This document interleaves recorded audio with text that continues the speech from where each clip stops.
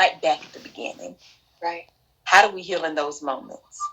That's a great question, because the opening section of How We Heal is called Starting from Scratch. Mm-hmm. And it's all about being on a forever love of healing journey. Mm-hmm. I talk about something that happened in the thick of the pandemic with my mom. I was making peach cobbler. I talk all about it in the first chapter of the book. And something, I'm not going to give it away, but something happened that triggered me back to a place I thought I had healed from. Mm. And I remember being so frustrated with myself. I had done all this work, and now I'm back to square one. But something that I realized, and as I teach and get up close and personal with other folks who are on their path, is like, there is no end point. And we're never starting from scratch. Mm. We're always kind of starting with a little bit extra than what we had before. We have more tools, is what I like to tell my students and my clients. You may feel like you're beginning again, but you have more tools. Mm. There is self-soothing opportunity in there. And so when I have those moments, because I do, I mean, when I turned 30, on my 30th birthday 3 years ago, I had thought I had been like, okay, I have had a great 5 years. Like, I am feeling good.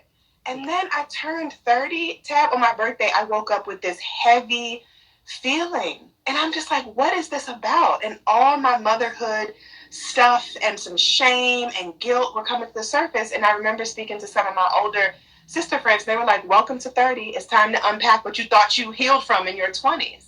So 3 years later, I am still growing through some of the things I thought I had already dealt with. And the difference now, though, is I give myself grace. I don't shame myself. Very good. Oh, honey. Grace will get us through, won't it? It's so important to give ourselves grace. And I think that's what causes us more pain, is because we don't. Mm-hmm. Think that we're wrong to feel a certain way. We think that we have to move a certain way. We got to do it in a certain amount of time. Mm-hmm. And we look at others and compare. Yeah. And we get to give ourselves grace. So I'm so happy to hear that you said that. And I hope that somebody else is hearing that and knows it, as this is a reminder for you to give yourself grace. Yeah. That's also how we heal. You said that you were making peach cobbler. Mm-hmm. Listen, I love that y'all was making peach cobbler. Y'all was making it from scratch. So look, I was making it with a friend of mine. Uh-huh. I sent my mama and my nana a picture. Mm-hmm. And the response that I got was not the response I was expecting or that I wanted. Mm-hmm. And so that's where the trigger came from. And yes, I was making it from scratch. Is that how you came up with from scratch? Starting from scratch. Because I love to bake. So it's like baking requires patience, requires grace, requires flexibility, right? And so beginning again and having to start over is not always a bad thing. A lot of the times it's a great teacher. I love that. I love it. Now you send it to your mama, and right, which poses my next question.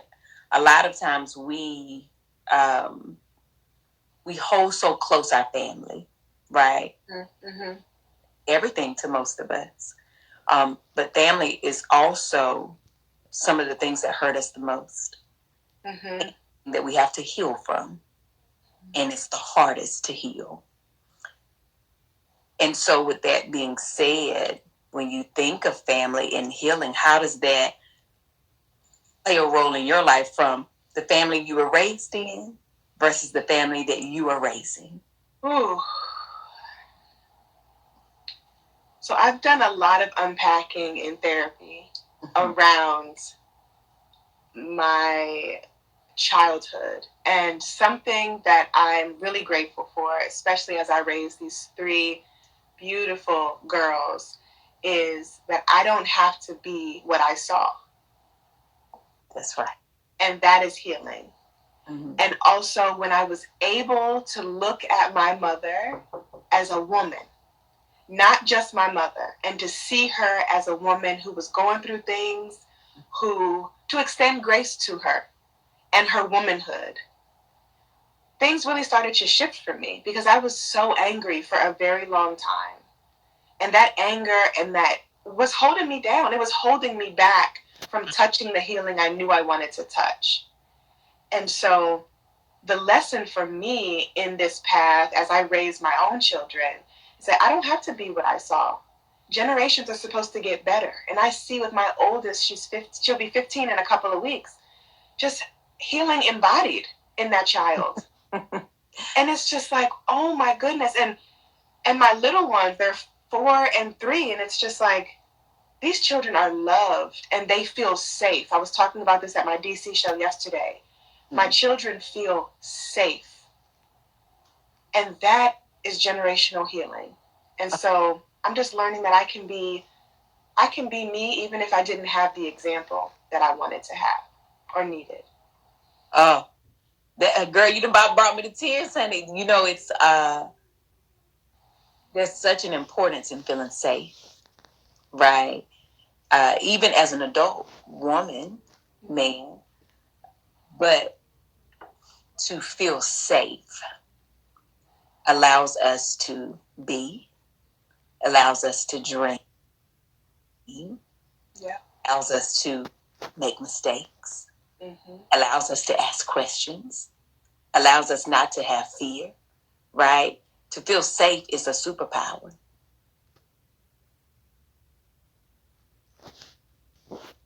It's power in feeling safe. And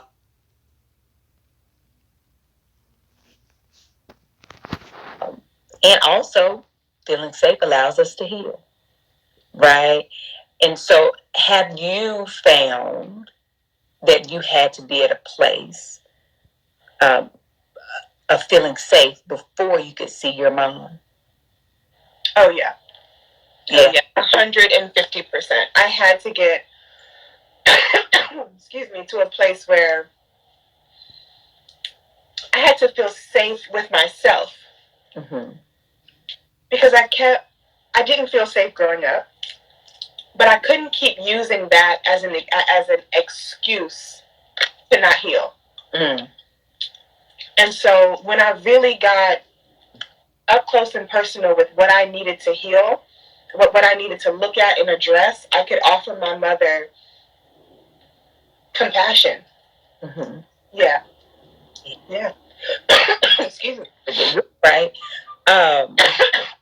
You know, I think a lot of times that it kind of goes back to like running, right? We don't want to face the reality of how our family may have hurt us or made us feel because we don't want to go down the road of having the conversation.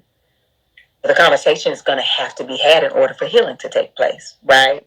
Yep. And so a lot of times it's very tough and it takes this hold on us. Yep. Because more times than not, our mothers haven't healed.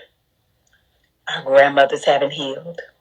Right? Our fathers haven't healed. Their fathers and the generations before us haven't healed.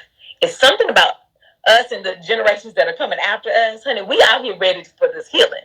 Yes. Right? We are ready. We are ready. But we've also been in a place of a new world that we feel a little bit safer in, that we've kind of created for ourselves.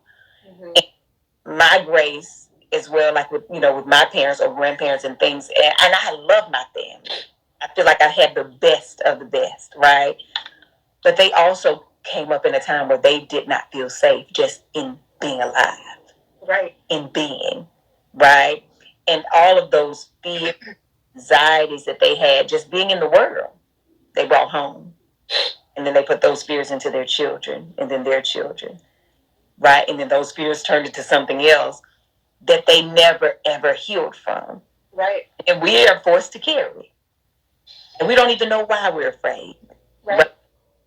And then things start to come in physical form, and then we know why we're afraid. Yep. So that's also the village and the community.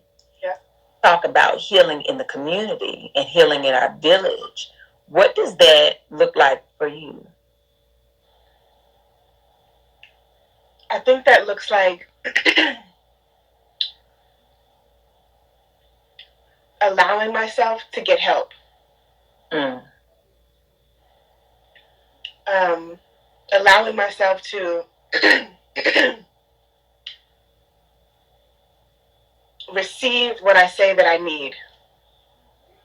Like, that's that community care aspect for me. It is the trust, and something that you said really stuck with me, which is sometimes our parents haven't healed. They just haven't. Trauma is in our DNA for a lot of us, especially us Black and brown folks, right?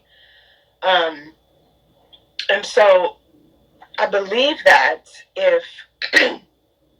if trauma is in our DNA, so is healing.